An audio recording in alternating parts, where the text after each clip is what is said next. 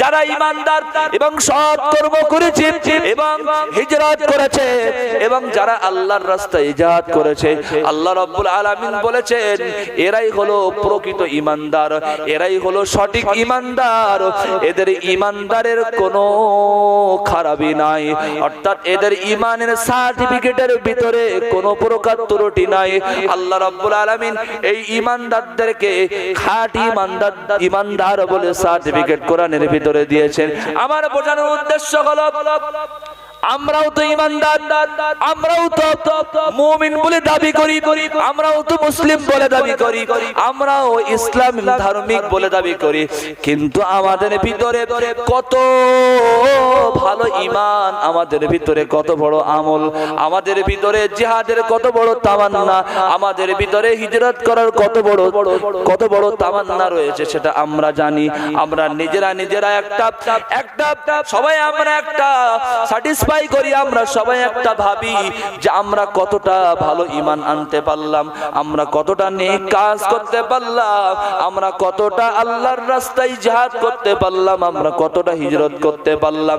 আমার ভাইয়েরা, কোনদিন আমাদের ব্রেনে, কোনদিন আমাদের মগজে এটা ঢুকবে না যে আমরা পরিপূর্ণ ঈমানদার হয়ে দুনিয়ার বুক থেকে বিদায় নিতে পারবো কিনা। পরিপূর্ণ ঈমানদার হয়ে আমরা দুনিয়ার বুক থেকে বিদায় নিতে পারবো কিনা এটা আমাদের কারো মগজে ঢুকবে না। কারণ আমাদের এমন কিছু কমি আছে, এমন কিছু নুকস আছে যে কমিটা আমরা নিজেরা উপলব্ধি করতে পারি না। আমাদের কম আসে না নেই, কমতি আসে না নেই, আমাদের নিজেদের কমতি নাই। আমরা কেমন ঈমান এনেছি? আমরা কি আবু বকরের মতো ঈমান আনতে পেরেছি? আমরা কি উসমানের মতো ঈমান আনতে পেরেছি? আমরা কি আলীর মতো ঈমান আনতে পেরেছি? আমরা কি ওমরের মতো ঈমান আনতে পেরেছি? কখনো নয়।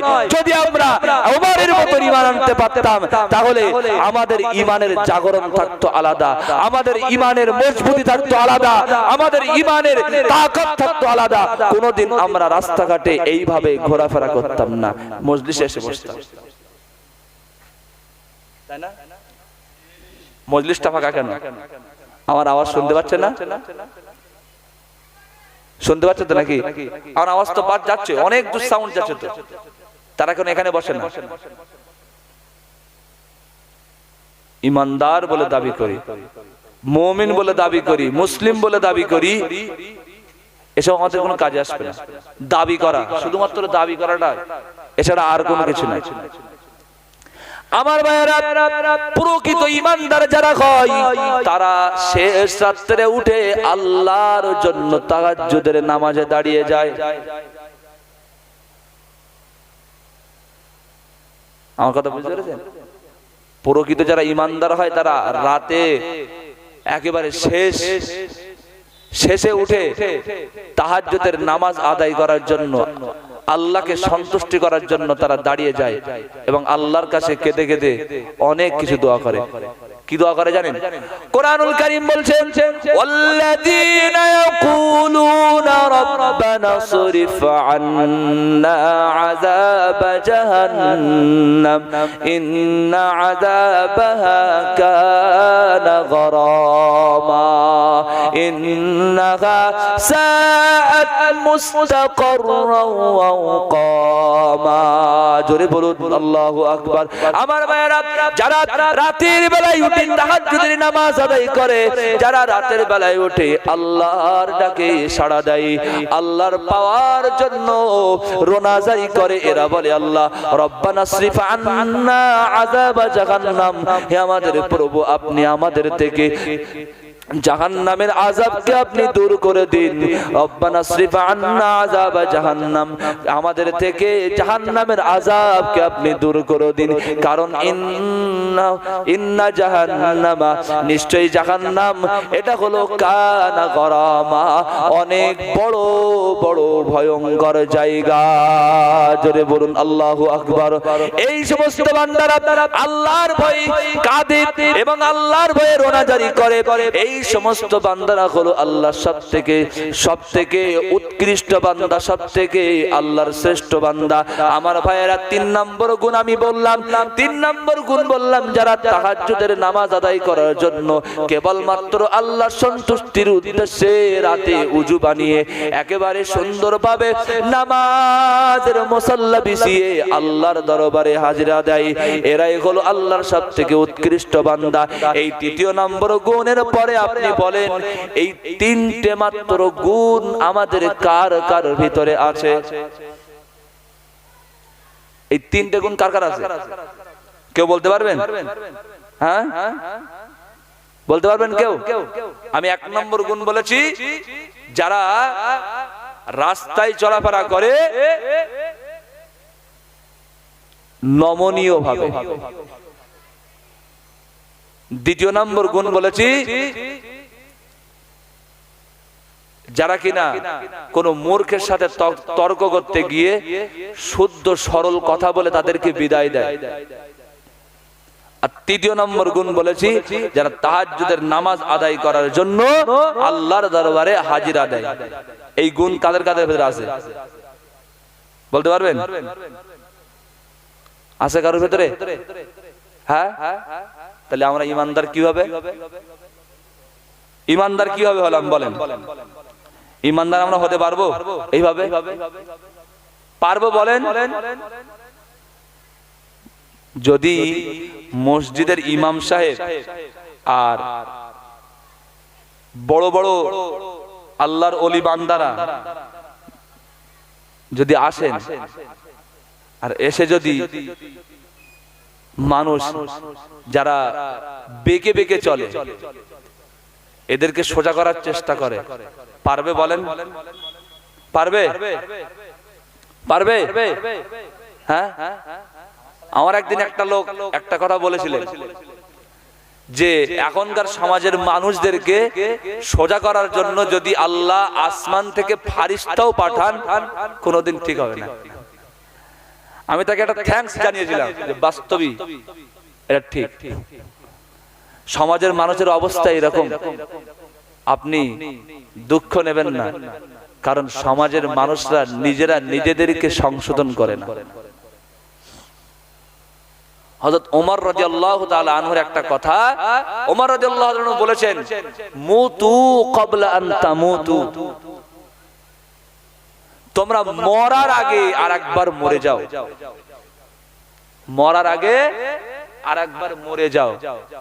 এই কথাটার দ্বিতীয় পরিভাষা আমি বলি যে লোকের শুদ্ধ করার আগে নিজেকে শুদ্ধ করো।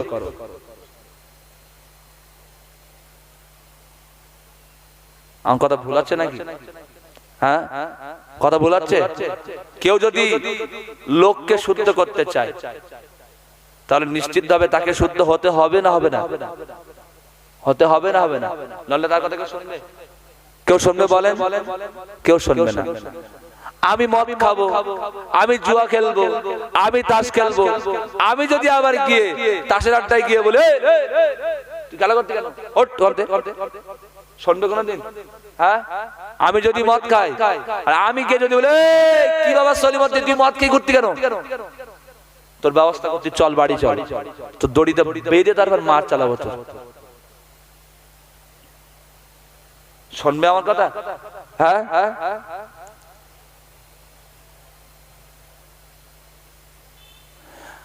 আমার ভাইয়েরা, মহান আল্লাহ রাব্বুল আলামিন কোরআনুল কারীমের মধ্যে বলেছেন, যে সমস্ত বান্দারা নিজেদেরকে পরিবর্তন করতে চায় না, যে সমস্ত জাতিরা নিজেদেরকে পরিবর্তন করতে চায় না, আল্লাহ রাব্বুল আলামিন তাদেরকে পরিবর্তন করে না। জোরে বলুন ঠিক কিনা?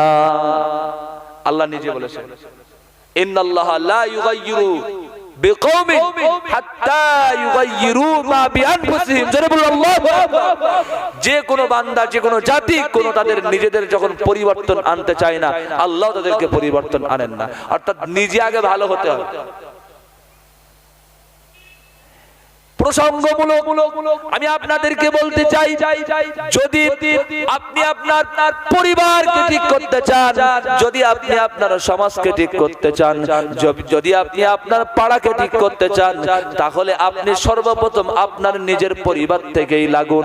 কারণ আপনার নিজের পরিবারে যদি কোনো কেউ খারাপ থাকে, নিজের পরিবারে যদি কেউ খারাপ কাজ করে, তাকে আগে বিরত করুন, তাকে আগে বোঝান, তাকে আগে বুঝিয়ে আগে আল্লাহর পথে আনুন, এবং তাকে দুনিয়ার বুক থেকে চলে যাওয়ার ভয়টা তার ব্রেনে ঢুকান, এবং তাকে মরণের ভয় ঢুকান, তাকে জান্নাতের আশ্বাস দেন, জান্নাতের সুসংবাদ দেন, দিয়ে তাকে হেদায়েতের পথে এনে আপনি এইবার আপনার সমাজটাকে ঠিক করতে পারবেন।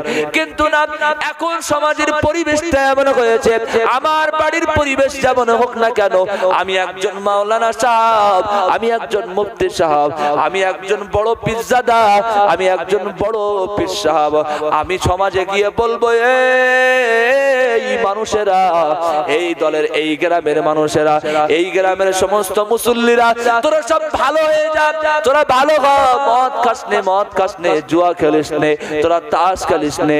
এই কাজের কোনো গুরুত্ব গুরুত্ব হবে এটা একথা কোনোদিন ভাবা যায়? কোনোদিন একথা ভাবা যাবে না। কারণ ওই ইমাম সাহেব, ওই মৌলভী সাহেব, সে নিজের বাড়ির পরিবার যে খারাপ, ওই পরিবার খারাপ পরিবারকে সে ভালো করতে পারেনি, কিন্তু সে যদি এসে আবার ওই বাড়ির যে খারাপ বিষয়গুলি অন্য কোন লোকদেরকে দেখে বলে তোরা ভালো হয়ে যা, এর কোনো প্রভাব পড়তে পারে না। পারে? কোনদিন প্রভাব পড়তে পারে? আমার ছেলে জুয়া খেলে, আমার ছেলে তাস খেলে, আমার ছেলে নামাজ পড়ে না, আমার ছেলে একজন পাক্কা ইমানদার বলে কেউ বলতে পারবে? দাবি করতে পারে? বলেন, কেউ পারবে? কোন পিতা, কোন সন্তান তার এমন দুনিয়াতে চলতে হবে, যদি সে দুনিয়াতে চলে তাহলে তাকে আল্লাহ রাব্বুল আলামিনের শ্রেষ্ঠ বান্দাদের তালিকায় তাকে নাম নথিভুক্ত করতে হবে। অন্যথায় আল্লাহ রাব্বুল আলামিন তার রহমত তার উপর থেকে সরে যাবে, আর রহমত যখন আল্লাহর সরে যাবে, কোন গাড্ডায় সে মারা যাবে আল্লাহ কিন্তু দেখবেন না। জোরে বলেন ঠিক কিনা? আল্লাহর শ্রেষ্ঠ বান্দাদের তালিকায় নাম নথিভুক্ত করতে চান আপনারা? হ্যাঁ, আল্লাহর শ্রেষ্ঠ বান্দাদের মাঝে, তাদের নামের তালিকার মাঝে নাম নথিভুক্ত করতে চান? হ্যাঁ, সবাই হাত তোলেন দেখি, কেরা করতে চান? তিনটে গুণ, আমি তিনটে গুণের আলোচনা করেছি, মাত্র তিনটে গুণ, এখনো অনেক বাকি, এখনো 7টা বাকি। ইনশাআল্লাহ আল্লাহ সকলকে কবুল করেন, আল্লাহুম্মা আমিন। আল্লাহ রাব্বুল আলামিন কোরআনুল কারীমের ভিতরে আল্লাহ শ্রেষ্ঠ বান্দাদের 4th নাম্বার পরিচয় দিচ্ছেন, ওয়াল্লাযীনা ইযা আনফাকু লাম ইউসরিফু ওয়া লাম ইয়াকতুরু ওয়া কানা বাইনা যালিকা কাওয়ামা। জোরে বলুন আল্লাহু আকবার। আমার শ্রেষ্ঠ বান্দারা এমন বান্দা, তাদের গুণ হলো যখন তারা কোনো দান করে, খরচা করে, তখন তারা একেবারে পুরো সব কিছু খরচা করে দেয় না, সব কিছু খরচা করে না, আবার বকিলি করে, কৃপণতা করে অল্প খরচা করে না, বরং মাঝামাঝি করে খরচা করে। এরাই হলো আমার শ্রেষ্ঠ বান্দা। আমাদের ভিতরে এরকম নেই? আছে না নেই?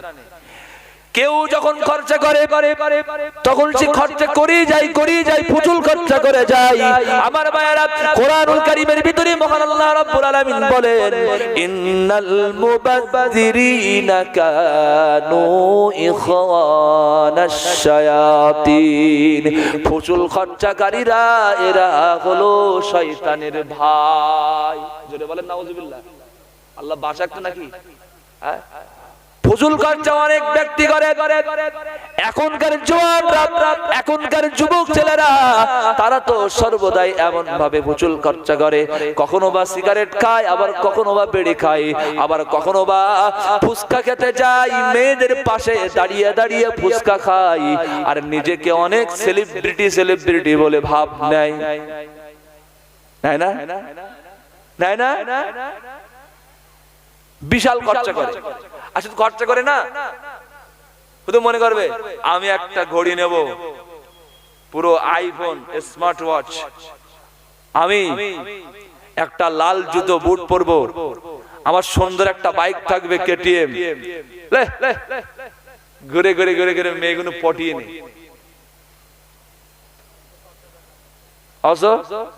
পাঁচটা টাকা আর থাকে না লাস্টে। এরা ফুজুল খরচা করে, তাই তো নাকি? প্রয়োজনের অধিক, নিজের চাহিদার অধিক, নিজের সমস্ত প্রকারের প্রয়োজনের অধিক যদি কোনো কিছু খরচা করা হয়, সেই খরচাটা ফুজুল খরচার ভিতরে ধর্তব্য হবে। আমার ভাইয়েরা, আমি আপনাদেরকে বোঝাতে চাই, আল্লাহ রাব্বুল আলামিন তার শ্রেষ্ঠ বান্দাদের চতুর্থ নাম্বার যে পরিচয়টা দিয়েছেন, আমার ওই বান্দারা যারা আমার শ্রেষ্ঠ, তারা কোনোদিন কোনো ফুজুল খরচা করে না, আবার বখিলও করে না, কৃপণতাও করে না। আমাদের মাঝখানে এমন অনেক বান্দা থাকে, সমাজে আমাদের ভিতরে অনেক মানুষ এমন আছে যারা অনেক বকিলি করে, অনেক কৃপণতা করে। আবার কৃপণতা করবি তা কর, কেউ যদি দান করে তার পিছনে লেগে থাকে, ওই সে কেন 10,000 টাকা দান করলো, 10,000 টাকা দান করেছে কি আল্লাহ রাস্তায় দিয়েছে, 10,000 টাকা দান করে বিশাল একটা ভাব লাগাচ্ছে। কেউ দান করলে আর এরকম বলে, অথচ তার দেওয়ার কোনো মুরদ হয় না। আল্লাহ রাস্তায় সে 1 টাকাও দান করে না। যদি 1 টাকা দান করে তো 1 টাকার মতন আদায় করে নেয়।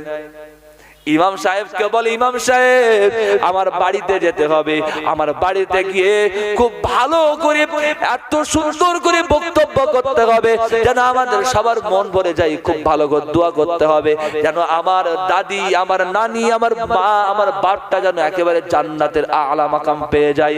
কোনোদিন কি সম্ভব?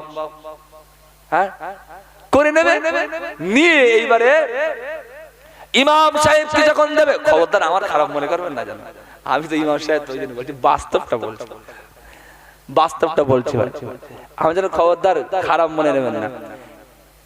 এইবারে দোয়া টোয়া করে নেওয়ার পর ইমাম সাহেবের হাতে বলে, ইমাম সাহেব এবার খুব ব্যবসা বাণিজ্য খুব খারাপ, একদম মোটে ব্যবসা বাণিজ্য হয় নাই, টাকা পয়সা অনেক কিছু মার গিয়েছে, এবার আপনাকে দিতে পারলাম না, ধরেন এই 200 টাকা দিচ্ছি, আগামী ইনশাল্লাহ দাওয়াত করলে 1000 টাকা দেব। ওটা বলে দেয়, বলে না? বলে না? বলেন, হ্যাঁ বলে তো, এটা জম্মের বকিল। মসজিদে যখন বলা হয় এই ভালো কাজের জন্য আপনাদের ভিতরে কেউ কেমন আছেন 5,000 টাকা দেবেন, তখন কোন বান্দা, আল্লাহর বান্দা, আল্লাহর জন্য খুশি হয়ে হয়তো সে 5,000 টাকা দান করে, কিন্তু আরেকজন বকিল কৃপণ সে পেছন থেকে বলে, ও কি ব্যাপার, মনে হয় ওর সুদের একটু বেশি হয়েছে, সুদের টাকা একটু বেশি হয়েছে মনে হয়, দেখেছে? হতে পারে তো ভালো টাকা নাকি? ভালো টাকা হতে পারে তো নাকি? ও টাকাটা ভালো হতে পারে তো, তো ওর কি দরকার ছিল ওই রকম ধারণা করার?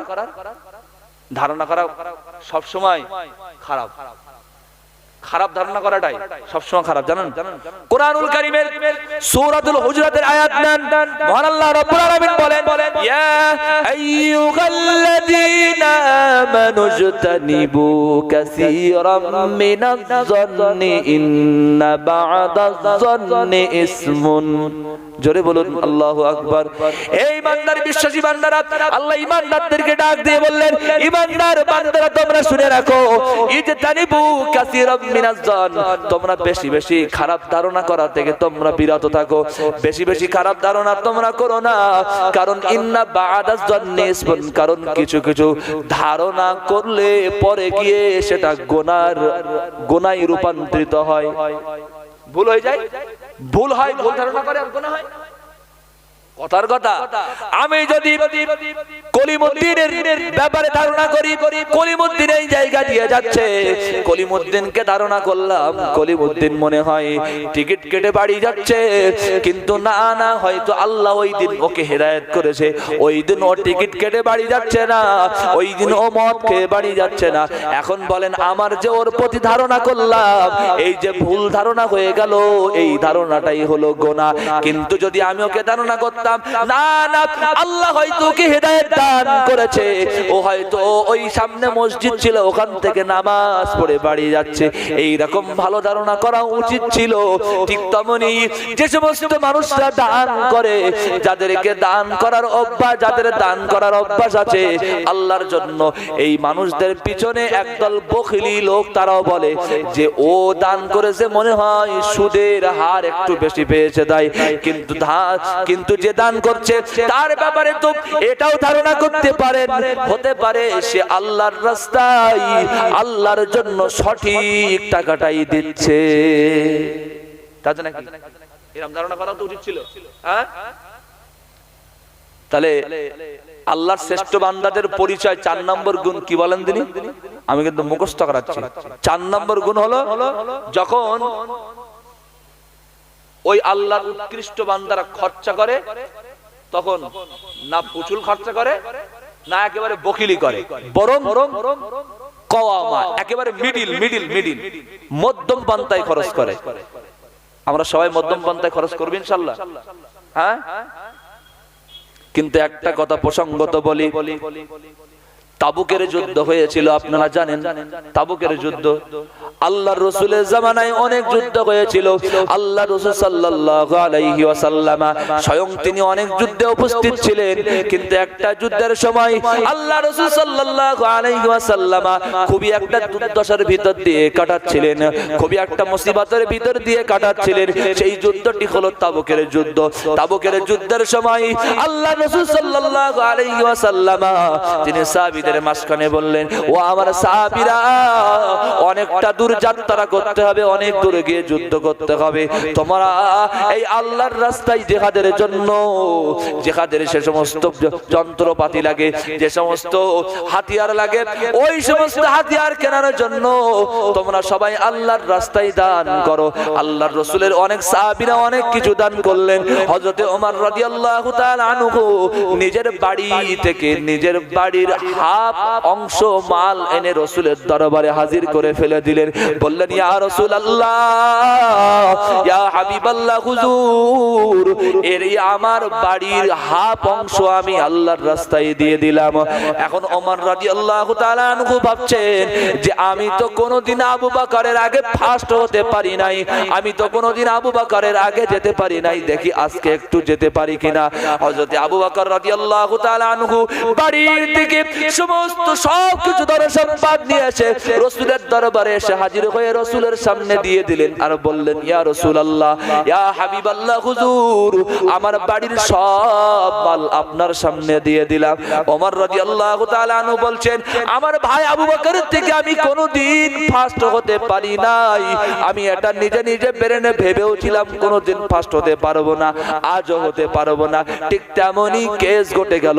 আমার ভাইয়েরা, এই জায়গাতে প্রতিযোগিতা হয় এমন জায়গায়, অর্থাৎ আল্লাহর রাস্তাতে প্রতিযোগিতা করা ভালো, কিন্তু আল্লাহর রাস্তায় যারা প্রতিযোগিতা করে, আল্লাহর রাস্তায় যারা জাদ্দোজাহাদ করে, আল্লাহর রাস্তায় যারা চেষ্টা করে কোনো ভালো কাজ করার জন্য, এদের পিছন টেনে ধরে রাখার মানুষ কম না বেশি? বলেন, কম না বেশি? অনেক মানুষ এমন আছে। আবু বকর রাদিয়াল্লাহু তাআলা আনহু তানার সমস্ত মাল নিয়ে এসে আল্লাহর রাসূলের দরবারে দিয়ে দিলেন, আর ওমর রাদিয়াল্লাহু তাআলা হাফ মাল নিয়ে আসলেন। এটা একটা প্রতিযোগিতা, এ থেকে আরো অনেক শিক্ষা হয়। আমি জাস্ট যে শিক্ষাটা আপনাদের দেওয়ার জন্য বলছি সেটা হলো, এখানে তো প্রতিযোগিতা করেছে ভালো কাজের জন্য, তাই না? তাহলে আল্লাহর কোরআনের আয়াত, الذين إذا أنفقوا لم يسرفوا ولم يقتروا وكان بين ذلك قواما, আমার সবথেকে উৎকৃষ্ট বান্দা যারা হবে তারা একেবারে ফুজুল খরচা করবে না এবং বখিলও করবে না, তার মিডিয়াম খরচা করবে। কিন্তু না না না, এই আয়াতের ব্যাখ্যা হলো আল্লাহর রাস্তায় যত পারো দাও, কিন্তু আল্লাহর রাস্তায় যখন দেবে তখন নিজের জন্য কিছু রেখে দেওয়ার দরকার। হযরত আবু বকর রাদিয়াল্লাহু তাআলা আনহু, এটা তো ছিল ওই তাবুকের যুদ্ধে। আবু বকর রাদিয়াল্লাহু তাআলা আনহু আল্লাহ এবং তার রাসূলের প্রতি মুহাব্বতের খাতিরে সব কিছু দিয়েছেন, কিন্তু একটা জিনিস ভাবতে হবে, এমন ভাবে আমাকে দান করতে হবে যেন আমার নিজের দায়িত্বটাও আমি নিজে সামলাতে পারি, তাই না? তাই তো নাকি? দান তো এমন করতে হবে আমার নিজে যেন বাঁচতে পারি, তারপরে দান করব। দুনিয়ায় কি আবু বকরের মতন কেউ আর হবে? বলেন, দ্বিতীয় আবু বকর আর কেউ আসবে? আসবে বলেন চাচাজিরা? আসবে দ্বিতীয় আবু বকর আর কেউ আসবে? যারা আল্লাহর এবং তার রাসূলের মহব্বতে সবকিছু বিলিয়ে দেবে? পারবে না, দুনিয়া আর এমন কেউ আসবে না। কিন্তু একটা কথা ভালো করে শুনুন, আল্লাহ রাব্বুল আলামিনের হাবিব সাল্লাল্লাহু আলাইহি ওয়াসাল্লাম তিনি বলেছেন, আস-সাকিয়্যু হাবিবুল্লাহ, যারা দান করে এরা হলো আল্লাহর প্রিয় ভাজন। জোরে বলুন সুবহানাল্লাহ, আরো জোরে সুবহানাল্লাহ। কারণ দানিরা আল্লাহর বন্ধু, কারণ আল্লাহর রহমত হলো দান করা, তাই না? আল্লাহর নিজাম, আল্লাহর সিস্টেম হলো বান্দাকে দান করা। বান্দাতে কিছু তুলে নেওয়া নাকি? বান্দার থেকে কিছু তুলে নেওয়া এরকম আল্লাহর কোন ইচ্ছা আছে নাকি? আর বান্দাকে দান করা। আমার ভাইয়েরা, প্রসঙ্গত আমি আপনাদেরকে টুকটুক করে এই দিক থেকে ওদিক থেকে সব দিক থেকে বুঝিয়ে এসে আমি আপনাদেরকে বলতে চাই, আল্লাহ রাব্বুল আলামিন আমাদেরকে দুনিয়ায় পাঠিয়েছেন সব কিছু দিয়ে। আল্লাহর নিয়ামত আমাদের সমস্ত মানুষের গায়ে সব সময় ঘুরছে, কিন্তু বান্দা একবারও ভাবে না, বান্দা একবারও খেয়াল করে না যে আমার ভিতরে আল্লাহর নিয়ামত অনেক ভর্তি আছে। আল্লাহ রাব্বুল আলামিন বলেন, আলাম নাজআল লাহু আইনাইন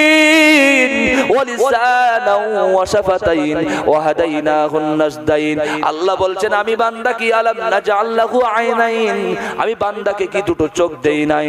ওয়ালিসানাও ওয়াশাফাতাইন, এবং বান্দাকে কি আমি লিসান জবান দেই নাই? ওয়াশাফাতাইন, এবং দুই ঠোঁট দেই নাই? বান্দাকে আরো দিয়েছি, বান্দাকে দুটো পথ দেখিয়েছি। এটা সব কিছু আল্লাহর রহমত, আল্লাহর নিয়ামত। জোরে বলুন সুবহানাল্লাহ। তারপরেও আমরা আল্লাহর রাস্তায় দান করি না, আবার দান করলেও অনেকেই অনেক কিছু বলে। আমার ভাইয়েরা, ভালো করে খেয়াল করুন, দুনিয়ার বুকে সেই মানুষের শত্রু হয় যে মানুষ দুনিয়ার বুকে ভালো হয়। যে ভালো হয় তার শত্রু হয়। আমার এই কথাগুলো আজকের সমাজের বাস্তবতা নিয়ে আমি আপনাদেরকে বলছি। আর বাস্তবতা নিয়ে যখন কথা বলছি তখন একটু একটু অন্যদিকে যেতেই আমাকে হচ্ছে, কারণ আল্লাহ রাব্বুল আলামিনের শ্রেষ্ঠ বান্দা হওয়া তো অত সহজ কথা নয়।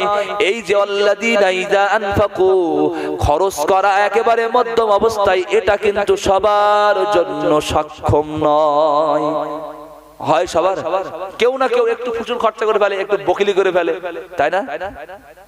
আমার ভাইয়েরা, আল্লাহ রাব্বুল আলামিন এই প্রিয় বান্দাদের পঞ্চম নাম্বার একটা গুণ বলেছেন, পঞ্চম নাম্বার পরিচয় বলেছেন, আল্লাযীনা লা ইয়াদউনা মা'আল্লাহি ইলাহান আখার। জোরে বলুন সুবহানাল্লাহ, আরো জোরে বলেন। আল্লাহর শ্রেষ্ঠ বান্দার পরিচয় হলো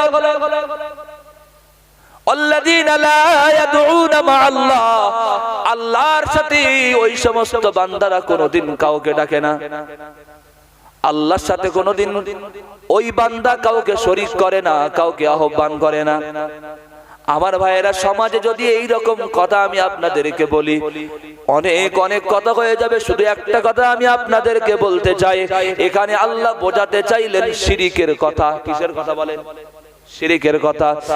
শিরিক এমন একটা জিনিস, আমি আপনাদেরকে আগে বলি, শিরিকের মর্ম অর্থ হলো আল্লাহর গুণের সাথে মাখলুকের কোন গুণকে মেলানো। আবার আপনাদেরকে বলি, আল্লাহর গুণের সাথে মাখলুক সৃষ্টি জীবের কোন গুণকে মেলানো। আল্লাহর গুণ হলো দেওয়া, আল্লাহর গুণ হলো দান করা। আল্লাহ কন্যা সন্তান দেন, আল্লাহ পুত্র সন্তান দেন, আবার আল্লাহ রিজিক দেন, আবার আল্লাহ ক্ষেত খামারে বরকত দেন। এটা কিন্তু কোন মাখলুক সৃষ্টি জীব বান্দা দিতে পারে? কোন পারে বান্দা পারে? কোন বান্দা পারে? কোন বান্দা পারে মেয়ে সন্তান দিতে? পারে নাকি? পারে নাকি? কোন বান্দা দিতে পারে পুত্র সন্তান দিতে পারে? কোন বান্দার ক্ষমতা আছে? কোন বান্দার ক্ষমতা নাই। কিন্তু এখন যদি কেউ যদি বলে অমুক খাজা বাবা, অমুক গোরাতলার বাবা, অমুক পীরজাদা, অমুক পীর সাহেবের মাজারে গিয়ে যদি বলে আমার বাবা তুমি আমাকে একটা পুত্র সন্তান দিয়ে দাও, আমার সব কটা মেয়ে, আমার একটাও ছেলে নাই।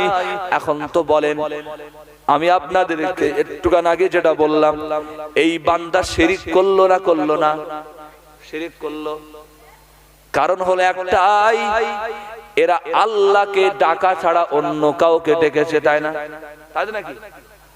কিন্তু আল্লাহ বলছেন আমার উৎকৃষ্ট বান্দা তো তারাই, আল্লাযীনা লা ইয়াদউনা মা'আল্লাহি ইলাহান আখার।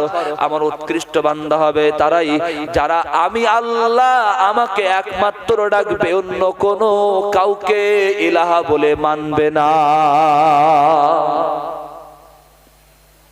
অন্য কাউকে প্রভু হিসাবে মানবে না, অন্য কাউকে রব হিসাবে মানবে না। আমার ভাইয়েরা, সমাজে আমরা অনেক শিরিক করে ফেলি, সমাজে আমরা অনেক মাবুদকে মেনে ফেলি, অনেক ইলাহকে মেনে ফেলি। যদি তাই না হতো, সমাজের যে লিডার আছে সেই লিডারের সামনে আমি যখন যাই, সেই লিডারের সামনে আমি গিয়ে সুন্দর পোশাক পরে পরিধান করে যাই, সুন্দর কোট টাই প্যান্ট পরে যাই। কিন্তু যখন আল্লাহর দরবারে আসে, নামাজ পড়তে যখন জুমার দিন অথবা অন্য কোনো ওয়াক্তে আসে, সেই সময় আল্লাহর দরবারে ছেঁড়া কোড়া জামা পরে আসে। বলেন ঠিক না বেঠিক? তাহলে বান্দা যখন মসজিদে আসে তখন ছেঁড়া কোড়া জামা পরে আসে, আর যখন মেম্বার, প্রধান, উপমেম্বার, উপপ্রধান ওদের কাছে যায় তখন কোট টাই প্যান্ট বিশাল বিশাল একটা মানে হাই ফাই বাবার নিয়ে যায়। এখন আমি যেটা শিরিকের কথা বলছি, কেমন শিরিক হচ্ছে বিশাল সূক্ষ্ম। এখন বলেন, ওই বান্দা, যে বান্দা মেম্বারের সামনে, প্রধানের সামনে, কোন বিশিষ্ট ব্যক্তির সামনে সেজে গুজে গেল এবং ভালো সভ্য পোশাক পরে গেল, ও ওই মেম্বার এবং প্রধানকে অনেক সম্মান করলো, তাই না? সম্মান করলো না? সম্মান করলো তো। কিন্তু সে যখন নামাজ পড়তে আসে, ছেঁড়া কোড়া জামা, একেবারে সব থেকে পুরাতন টুপি বাড়ির উঠোনে মাসানে যেটা মিলে দেওয়া হয়, ওই টুপিটা মাথায় দিয়ে এসে তাই জুমার নামাজ পড়ে। এখন বলেন, এ আল্লাহকে সম্মান করলো না বেইজ্জতি করলো? হ্যাঁ, বেইজ্জতি করলো তো। আল্লাহকে অসম্মান করলো, তাই না? করলো না? করলো না? আমার কথা বলেন, করলো, অবশ্যই করলো। তাহলে এইবারে চিন্তা করেন, বান্দা হয়ে বান্দাকে সম্মান করে, আল্লাহকে সম্মান করে না, এটা হলো সবথেকে মস্ত বড় শিরিক। মাজার দিকে সালাম করে, খুব ভালো কথা, মাজার দিকে সালাম দেয়, খুব ভালো কথা। কিন্তু মসজিদ দেখলে, নামাজের আজান হলে, আজান মসজিদে হওয়ার পরে মসজিদে আসার কথা ভুলে যায়। যায় না? যায় না? হ্যাঁ, বিশাল জবাব। আমি আল্লাহর ওলির পাশ দিয়ে যাচ্ছি, আল্লাহর ওলির মাজারের পাশ দিয়ে যাচ্ছি, একটু সালাম দিয়ে দেই, আসসালামু আলাইকুম ইয়া আইয়ুহাল কুবুর ইয়াগফিরুল্লাহু লানা ওয়া লাকুম আনতুম সালাফুনা ওয়া নাহনু বিল আসার। আমরা এই বলে আমরা যখন যাই, কিন্তু নামাজের সময় মসজিদের মুয়াজ্জিন সাহেব যখন বলে হাইয়া আলাস সালাহ, নামাজের দিকে এসো, নামাজের সময় হয়ে গিয়েছে, সেই ডাকে একবারও সাড়া দেয় না। ওই মরা মানুষের খবর অনেকে নেয়। আমার কথা টক লাগলো নাকি? হ্যাঁ, টক লাগলো নাকি? ওখানে গিয়ে সম্মান করে, এটাও একটা বড় শিরক। শিরকের ব্যাখ্যা অনেক বড়, জানেন? বান্দার অনেক দিন অনেক রোগ সারে না, এমন কঠিন রোগ হয়েছে, কঠিন রোগ সারছে না। কঠিন রোগ সারে না বলে এমন একটা বড় ডাক্তারের কাছে গেল। বড় ডাক্তারের কাছে যাওয়ার পর সেই ডাক্তারের কাছ থেকে 4000 5000 টাকার ওষুধ খেয়েও তার রোগ সারলো না। কিন্তু ওই রোগটা সারলো একবারে হেতুড়ে ডাক্তারের কাছে এসে। তখন হিন্দুদের ভাষাই বলে, এই যে আমরা একটা ভগবান পেয়েছি, আমাদের একদম শরীর সুস্থ হয়ে গেছে। কিন্তু মুসলমানরা কেরাম শিরক করে জানে। তখন ওই বান্দা বলে ফেলে, আরে এত এত বড় বড় লিডারের, বড় বড় ডাক্তারের কাছ থেকে ঘুরে আসলাম, আমার রোগ সারলো না। কিন্তু এই হেতুড়ে ডাক্তার আমার রোগগুলো সারিয়ে দিল। রোগ সারানোর মালিক কে বলেন? জোরে বলেন। রোগ সারানোর মালিককে, সন্তান দেওয়ার মালিককে, রিজিক দেওয়ার মালিককে আল্লাহ রাব্বুল আলামিন। তিনি হলেন ইন্নাল্লাহা হুয়ার রাজ্জাকু যুল কুওয়াতিল মাতিন। জোরে বলুন আল্লাহু আকবার, নারে তাকবীর, আর জোরে নারে তাকবীর। তিনি হলেন মহান আল্লাহ রাব্বুল আলামিন। তিনি হলেন হুয়ার রাজ্জাক, তিনি হলেন রিজিক দাতা। যদি কোনো বান্দা রুজির জন্য, রিজিকের জন্য কোনো বান্দার কাছে গিয়ে বলে, আমার খাওয়া পড়া হচ্ছে না, আমাকে একটু সাহায্য করো, দেখেন আপনি যদি তার কাছে সাহায্য চান, এটা আপনার জন্য অন্যায় না। কিন্তু আপনি বলছেন, ওই মেম্বার আমার একটা ত্রিপল দিয়েছিল বলে আমার ঘরটা বেঁচে গেল। কথা বোঝা যাচ্ছে? বোঝা যাচ্ছে কথা? মেম্বার আমাকে বাঁচিয়েছে, কিন্তু না না না, আল্লাহ বলছে আমার বান্দা যদি উৎকৃষ্ট হতে চাই, বান্দার পরিচয় হতে হবে আমি আল্লাহ। বাস আমাকেই ডাকা, অন্য কাউকে না, আমাকে এক বলে মেনে নেওয়া। ওই জন্য একটা কোরআনুল কারীমের আয়াত আমি আপনাদের কাছে তেলাওয়াত করি। কোরআনের একটা আয়াত তেলাওয়াত করব, যে তেলাওয়াত আয়াতগুলো হযরতে লুকমান আলাইহিস সালাতু ওয়াস সালাম, হযরতে লুকমান হাকিম, তিনি তার ছোট্ট পুত্র, একেবারে ছোট বাচ্চা, ছোট ছেলেকে তাকে ডেকে বলছে, একেবারে ছোট ছেলেকে ডেকে বলছে, আমার পুত্র, ইয়া বুনাইয়া লা তুশরিক বিল্লাহ, হে আমার পুত্র সন্তান, হে আমার প্রিয় সন্তান, লা তুশরিক বিল্লাহ, আল্লাহর সাথে শিরিক করো না, আল্লাহর সাথে কোনো সঙ্গী স্থাপন করো না। যদি তুমি আল্লাহর সাথে শরীক স্থাপন করো, শুনে রাখো, ইন্নাশ শিরকা লা যুলমুন আযীম, নিশ্চয় শিরিক হলো সবথেকে বড় জুলুম। আমি আপনাদেরকে আগেই বলি, জুলুম কাকে বলে? জুলুম বলা হয় কোন জিনিস যেখানে রাখার দরকার সেই জায়গায় যদি না রাখা হয়, সেই জায়গা থেকে যদি অন্য জায়গায় রাখা হয়, তাহলে ওটা হয়ে যাবে জুলুম। মনে করেন এই মাইকটা এই জায়গায় রাখার দরকার, এই জায়গায় বক্তা বকছে, যদি আমি এই মাইকটা পিছনে দিয়ে কোনো মানুষের দ্বারাই বলাই, ওটা হবে জুলুম। কথা বলে গেছে? আমার টুপিটা এখানে মাথায়, আমার টুপিটা মাথায় থাকার দরকার, মাথায় যদি আমি না দিয়ে পায়ে দেই, এটা হলো জুলুম। ঠিক তেমনি আল্লাহকে আল্লাহ রাব্বুল আলামিনের জায়গায়, আল্লাহ রাব্বুল আলামিনের সাথে, আল্লাহর গুণের সাথে যদি তার পাশে অন্য কাউকে বসানো হয়, ঠিক তেমনি ওই বান্দা শিরক করে ফেললো। আল্লাহর নাম রহমান, তাই না? আল্লাহর নাম রহমান না? হ্যাঁ, আল্লাহর নাম রহমান কেন হলো জানেন? হ্যাঁ, জানেন কেন হলো আল্লাহর নাম রহমান? শুনবেন আজকে। আমি প্রসঙ্গের বাইরে, আমার বিষয়বস্তুর বাইরে একটা কথা বলি, আপনাদেরকে শোনাতে চাই। আল্লাহর নাম রহমান। এই রহমান নামটি এমন একটি নাম যে নামের ভিতরে দয়া মায়া ভর্তি। জোরে বলুন সুবহানাল্লাহ। আমার ভাইয়েরা, আল্লাহ রাব্বুল আলামিন রহমান নামটিকে গ্রহণ করেছেন মায়ের রেহেম। এই মায়ের উদরটাকে বলে রেহেম, আরবিতে বলে রেহেম। এই রেহেম শব্দ থেকে আল্লাহ রহমান শব্দ নিয়েছেন। কিন্তু একটু ভালো করে আমরা বুঝি, রেহেম মানে হলো মায়ের পেট। মায়ের পেটে কি থাকে? সন্তান, তাই না? মায়ের পেটে সন্তান থাকে। মায়ের পেটে সন্তান 10 মাস 10 দিন ধরে মা অনেক কষ্ট করে যখন সন্তানটাকে দুনিয়ার বুকে আনে, মা অনেক কষ্ট করে সন্তানটাকে দুনিয়ার বুকে যখন সে আসে, তাকে অনেক লালন পালন করে, অনেক মহাব্বত তার উপরে থাকে, অনেক মায়া মহাব্বত থাকে।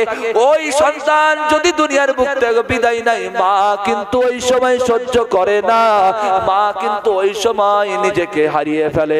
আমার ভাইয়েরা, নিজের সন্তানকে মা যতটা ভালোবাসে তার থেকেও বেশি ভালোবাসেন আল্লাহ। ওই জন্য আল্লাহর নাম রহমান।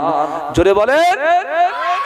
কোন মানুষ যদি দয়া করে, কোন মানুষ যদি আপনাকে কৃপা করে, তাহলে আপনি বলবেন শুকরিয়া, মানে কৃতজ্ঞতা স্বীকার করা, তাই না? শুকরিয়া মানে কি? কৃতজ্ঞতা স্বীকার করলাম। তুমি আমাকে উপকার করেছো, আলহামদুলিল্লাহ, তুমি আমার অনেক উপকার করেছো, আল্লাহ তোমাকে জাযা দিক, জাযাকাল্লাহু খায়রান, আল্লাহ তোমাকে উত্তম বদলা দিক। কিন্তু না না না, এমনটা কিছু বলা যাবে না, এমনটা কিছু বলা যাবে না যে তোমার মতন দয়া মায়া আর কারো ভেতর নাই। এই কথাটা বললেই শিরক হয়ে যাবে না হবে না? বলেন শিরক হবে না হবে না? কারণ দয়া মায়ার ভান্ডার আল্লাহ রাব্বুল আলামিন, যিনি হলেন আলহামদুলিল্লাহি রাব্বিল আলামিন। জোরে বলেন। তাহলে ৫ম নাম্বার গুণ, কত নাম্বার গুণ বলছিলাম? ৫ম নাম্বার গুণ, যারা আল্লাহর শ্রেষ্ঠ বান্দা হবে তারা কোনোদিন আল্লাহ ছাড়া অন্য কাউকে উপাস্য হিসাবে ডাকবে না, উপাস্য হিসাবে মেনে নেবে না। কোনো কাউকে আল্লাহর সাথে অন্য কাউকে ডাকবে না, তার সাথে শরীক করবে না।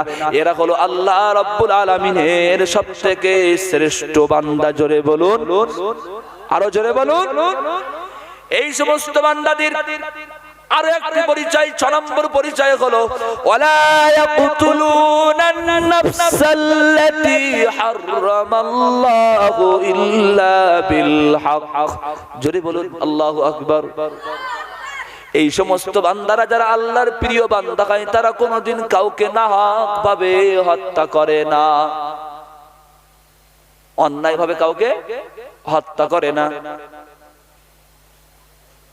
আমি যদি এখন বলি সব তো ধরা পড়বে। অন্যায় ভাবে আমরা সবাই হত্যা করি। শরীয়তের মাসলা অনুযায়ী কোন স্বামী